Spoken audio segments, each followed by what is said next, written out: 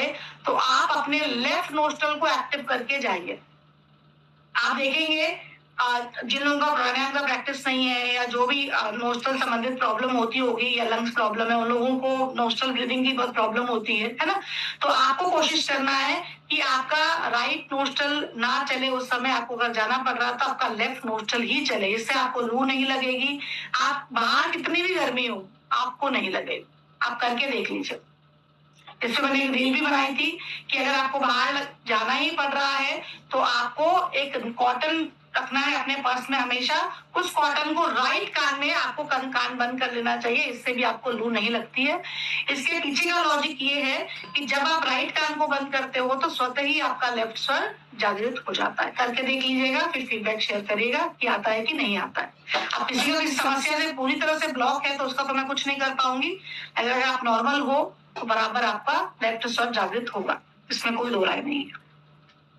अब गर्मियों में बहुत सारी समस्या हमें होती है, जैसे शरीर कमजोर हो जाता है, चक्कर आता है, सिर का भारी होना, मुंह बार बार सूखना, बार बार गुस्सा आता है, हार्ट बीट हमारी तेज हो जाती है और नींद तो हमारी खराब होती ही है, गर्मी लगती है। आजकल छोटे छोटे बच्चों से लेके बुजुर्ग तक जल्दी जल्दी बीमार पड़ जाते हैं क्योंकि हमारे को इम्यूनिटी तो हमारी सबकी लो हो ही चुकी है। तो उन सबको बढ़ाने का प्रयास हमें करना चाहिए।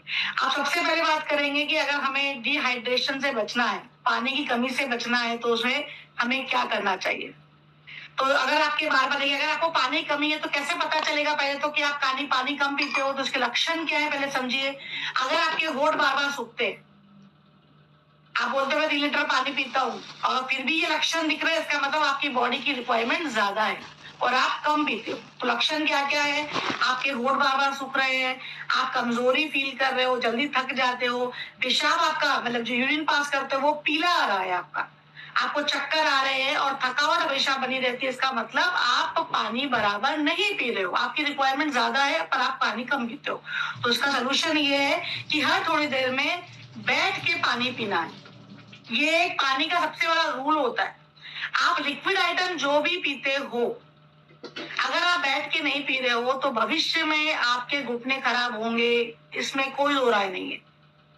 ये बहुत बड़ी टिप है कि अगर आप जो भी लिक्विड पीते हो आपको बैठ के पीना है। ये हमारी नानी दादी हमेशा बोलती थी, बैठ के पी, बैठ कर खानों का, बैठ कर पानी पी। ये हमेशा सुनने मिलता था पर आजकल के पता ही नहीं लोगों को, तो क्या करेंगे। तो आप अगर आपकी भी अगर ये बुरी हैबिट है कि घड़े घड़े ऐसा ऐसा पानी पी